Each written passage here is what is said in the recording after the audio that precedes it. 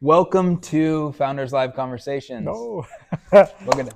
Nice, Thank you. nice to meet you. It's nice to be here. We are sitting in Codebase here in Edinburgh, Scotland. It's so great to be here, and thank you for joining me to sit down and talk about what you're building and entrepreneurship and all that. You're welcome. Yeah. So introduce yourself. Before we get started here, we always like to Mhm. hear a little bit of your background. So introduce yourself and just a brief background on. Yeah. Originally, I have like development education, software development education, and I work a bit as a developer. Then I shifted to the product management, and the last 10 years or something, I work on the product. And I keep in mind I want to build something for myself, not only for myself, but uh, build by myself product for the people. And this idea bothered me all the time. And when we moved here, like I say, I even started working on some company here. But then I decided maybe it's not what I want. I want to finally to build something by myself. Yeah. Uh, so yeah, that's how I started Stane, and I choose that kind of product because I originally work a lot with um, financial companies, fintech, and the last company I was responsible for the vault in fintech. So where you basically will store credit cards.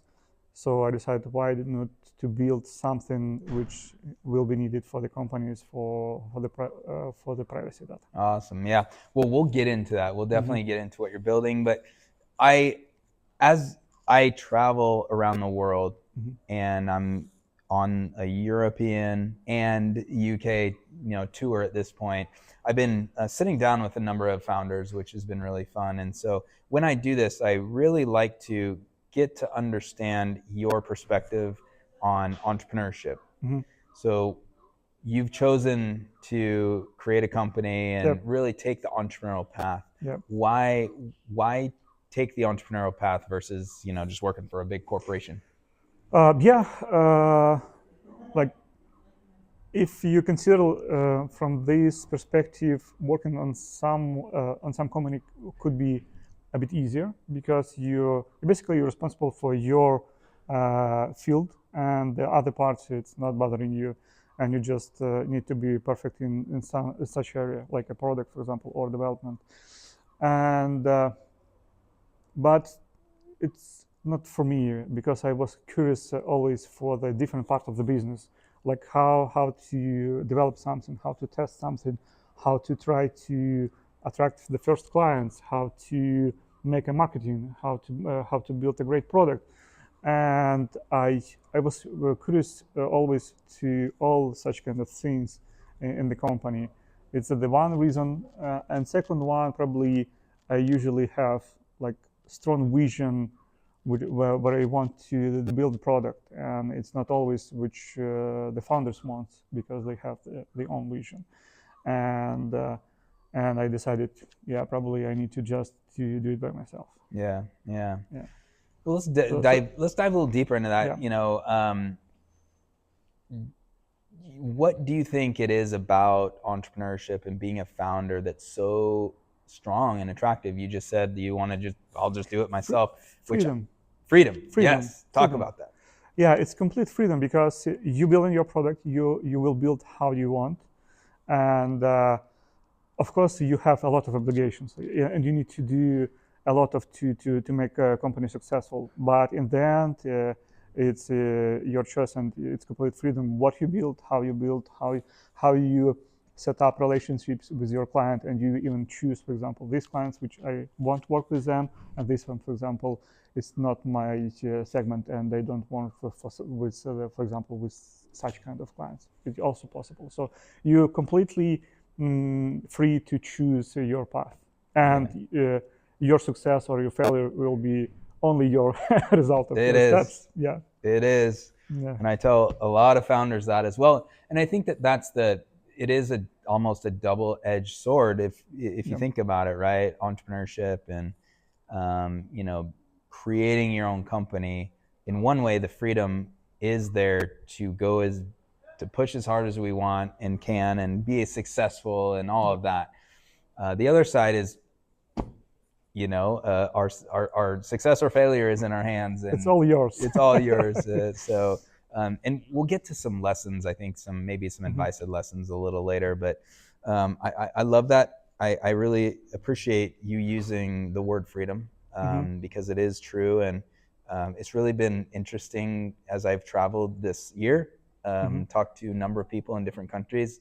They're using that same word. A lot of them are using that word. So very, very cool. Okay, so you had mentioned that you're Ukrainian. Yep. Okay, and maybe speak a little bit about that experience. You moved here after the war. Like, how, talk about that experience. It must be a bit challenging and all of that. But you've chosen to move to the UK Yep. and establish yourself here. Yeah, I think when the war started, we with my wife we still was about a year inside the Ukraine, and we hope it will finish soon, and we wait in that moment like probably maybe 1 month or 2 months, and it will be the end. And I think it was about a year when we would like waiting, and it's like never was finished. And once we go to the park, we have two dogs, and we will go for a walk with Park early morning, and we saw maybe 20 meters on our heads, like it was two rockets, like, and they blew up maybe in half of the kilometers Like from. over your head. Yeah. You basically can see like Oh my gosh. stabilizers, like rocket itself, like yeah. Jeez. And like we just I watch on my wife and she on me, and we decided maybe it's time to go. Yeah, and it was like tough decision, but yeah, we decided to move from Ukraine in more safe place, and we decided to choose one of the English speaking countries because before that I worked with US based company and on the fintech startup, so it will be much easier for me to like set up our environment and live just in country who speak English. So Yeah. yeah, we decided to pick And you one. chose Scotland. Yeah, we choose Scotland. Yeah. Was there a reason for that outside of the English? Had you been here before and you kind of checked it out, or was it just like on the map? Yeah, it was like that. So we was whenever have been in England and in UK, and uh, it was a program kind of Home to Ukraine, and we found people who originally helped us to get here, and they was Scottish. So yeah, we just came here to one of the uh, brilliant family, really supportive, and we stay maybe a couple of months, and then we decided to move in our own apartment just to live separately. Very good. Yeah. What's your take on Scotland at this moment? For the short time, but Uh-huh. what do you think? I think it's really great. People really supportive. So if you start in something and you like try to find some connections, it's pretty easy here. I think this is great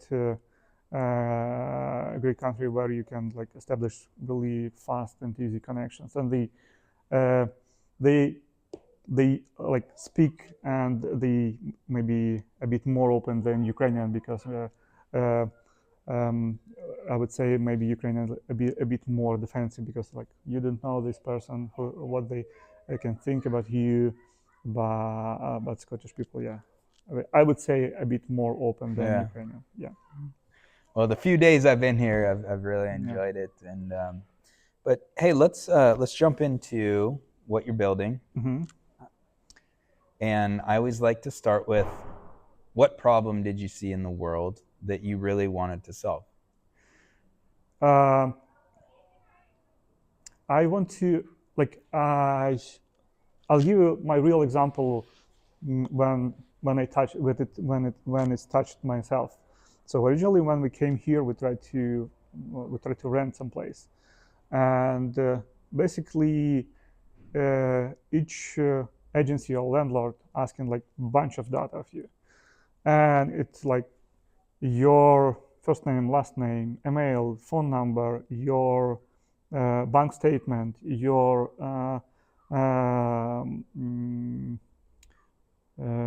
social security number. Here is its national. It's called something called differently here, and your salary pay slips, and even your like describe your pets. So it could be like secret word for your banking account, for example, if you know your like pet's name, because it's the usual question in banking. And I just sitting and looking on this list of information, and I was thinking, so what happened if someone just leaked this information? So basically, if it's someone with bad actions, they can like put some loans on me or anything else. Yeah. And in one of these agencies, I sent this information on a mail which even doesn't have SSL certificate. So I realized, so it's just walking through the internet, and everyone can catch this information, and who knows who will get this. And I decided I need to do something with this.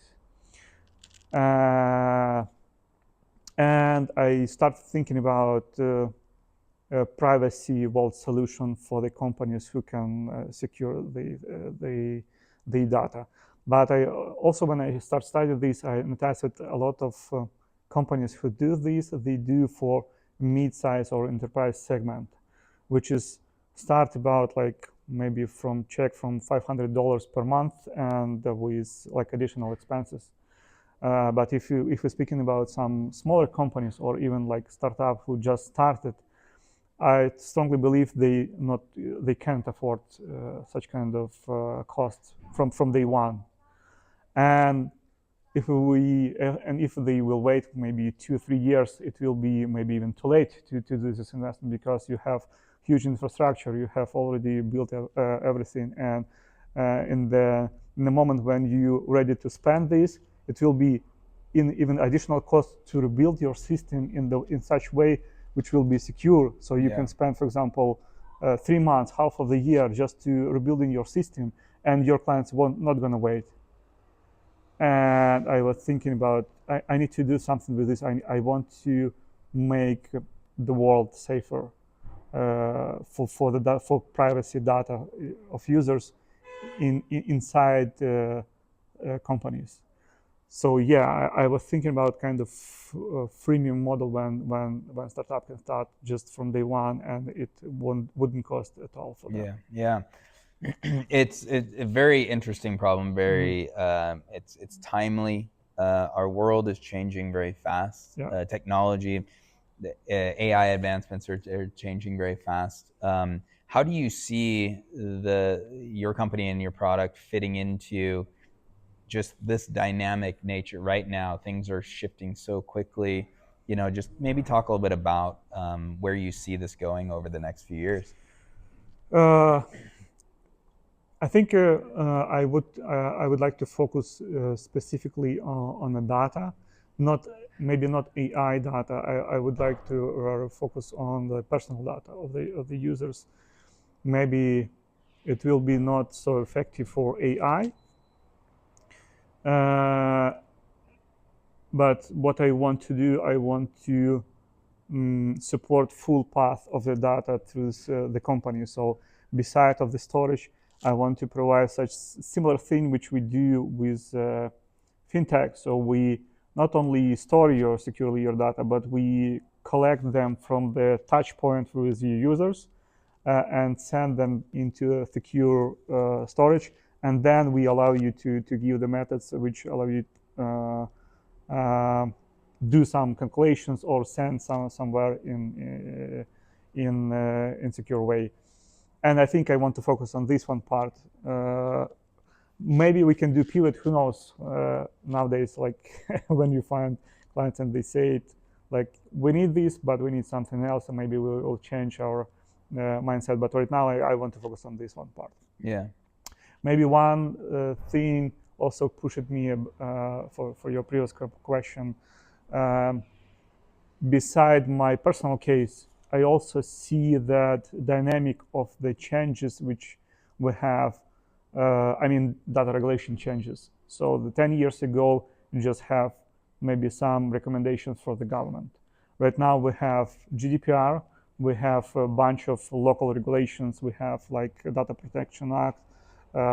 Here we have in Australia a different document which regulates how you need to store and protect your data, and we have like in United States we have separate regulation act, in Canada also. So I see how the world producing like obligation for the company to manage securely your data, and I believe the next 10 years will be crucial. So next 10 years will be not just recommendation and some fee which you will have from the company. I believe in the next 10 years we will see like a situation when you can't just store personal data in an open way.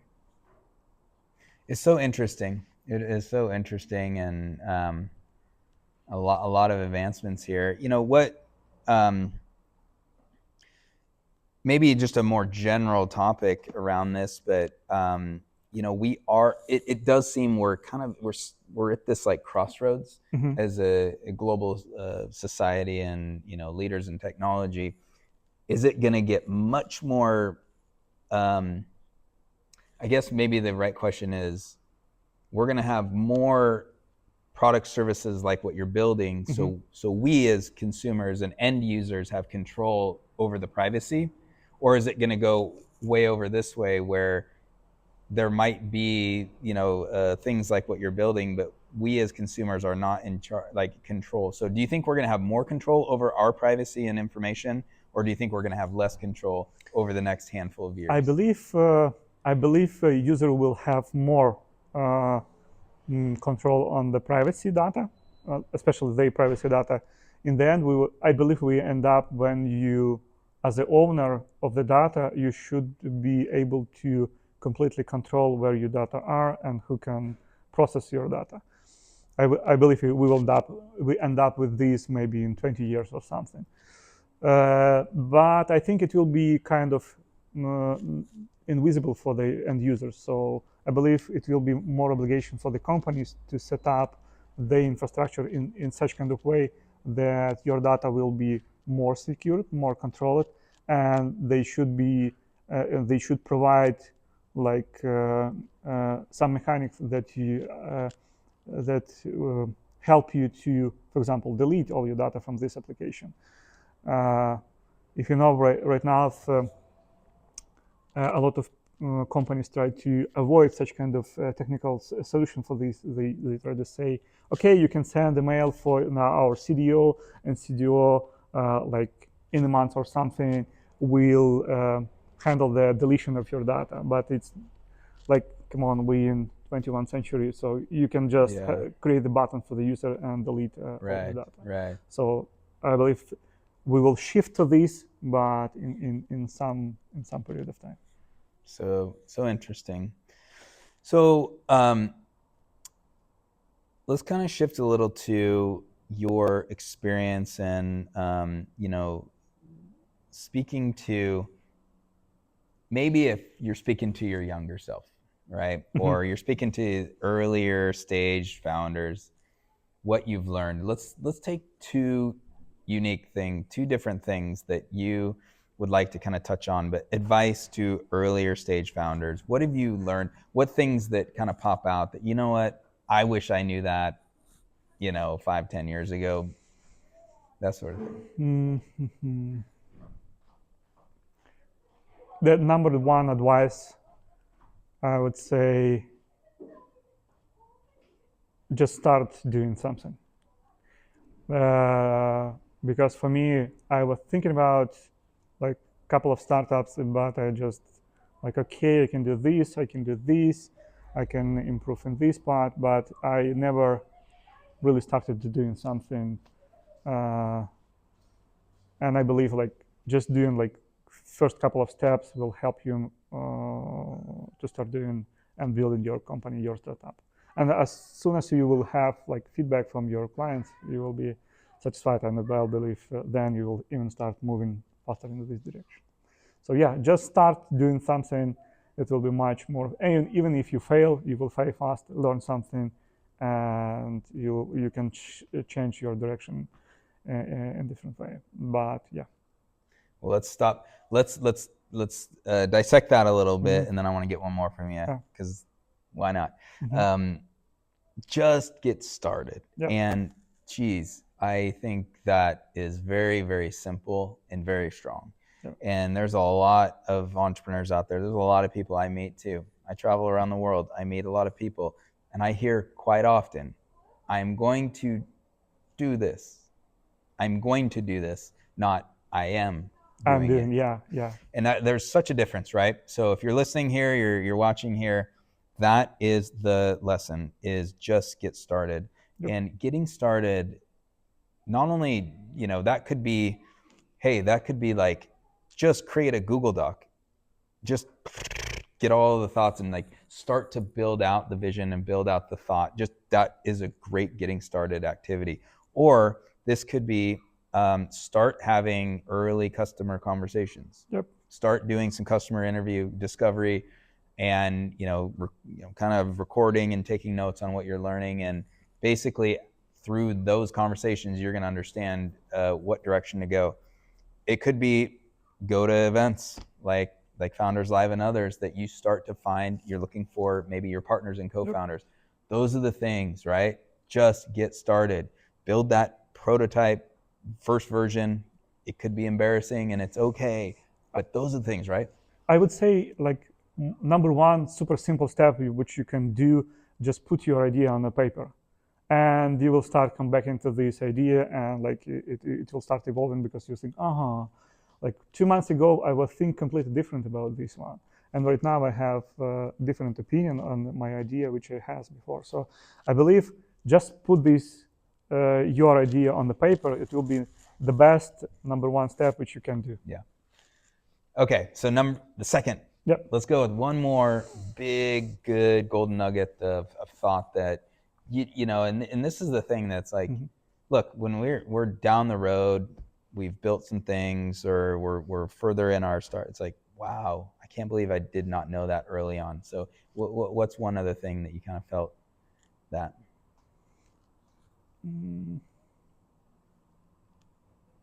Maybe don't afraid to do things which you don't know, because in my past I usually used to be try to get a perfection in such kind of direction. But I meet a lot of the founders, even in the companies which I work. I know the founders, like for example, start coding, but they wasn't like perfect coders, and they just learn something and start building this. And you will learn perfectly in the time when you will need it. But when you just start doing things which you even not perfect, it's also okay. It will help you to learn, help you to understand the area or different area of the business, and help you to even achieve some basic results. So if you're not a salesperson, and you will start talking with people, even if you doesn't know how to sell, eventually you will sell something. So yeah. Eventually. Yeah. Yes. So those two together, just get started and know that, perfection is never the ultimate result. It's really, I would even add this, it's messy. Yeah. Okay. It gets messy, but that's okay. You know what? That's actually normal. That's what startup life is about, is it's messy. We're just kind of like figuring out the path, and it's never perfect. So this is great. All right. Last question here, or topic. We are sitting before we have the Founders Live Edinburgh. First, this is the launch event. This is incredible. It's so fun. It's a 99-second pitch. All right. What are your thoughts on preparing? How did you go about, kind of looking at this 99-second pitch, and how did you prepare for it? What are your thoughts about a 99-second pitch? I think it's really tiny time when you need to bring your message to the public. And um, I prepared it. It was like maybe originally I watched all your recommendations on the site and a couple of other partners. And okay, I will make a story. And I prepared like 6 slides, and then I started like doing the pitch, and I realized, okay, it's too much. It's way too much. I can put only 2 real slides when I describe the problem and describe the solution, and that's it. I think it's really good to understand the core of the problem and core of solution, and you need to express this in such short period of time. And once you will have elevator pitch, it will help you too much, really. Yeah, yeah. Yeah, it's I think what you just touched on there is, look, it is a short amount of time. That's why I created it that way. It's challenging for us, and you really have to figure out what to keep in there, what to put in there, and then what to remove. And you really hit that problem solution and wrap a story. Yeah. Okay, that's it. And the whole point of a 99-second pitch at a Founders Live event is to have people understand the direction of what you're built. Like, oh, I get it. They should be nodding their head. They should be, it's like they start to understand, maybe identify with the problem. And so I'm glad you're able to do that. Yeah, we as a founder, we tend to explain all kind of shapes of our business, but in such kind of event, you just need to dig to the core of your problem and core of solution which you solve. Because even I was struggling about, okay, I want to speak about this one, about this one. What about like different features which we have in our product? But I understand, okay, we just need to send the core message, and then that's it. Everything else we can explain in QA session, yeah. or like just after the event with someone who want to talk about this. Exactly. Well, good luck tonight. Excited, and Thank I'm you just very glad to much. have you part of it. Thank you very much. You're welcome. Where can people find more information about your company? It's simply, you can find me on LinkedIn, Bohdan Yatsyna, or you can just type stane.io and you will hit our site. All right. Yeah. Well, Bohdan, nice to have you here. Thank you so Thank you much. very much.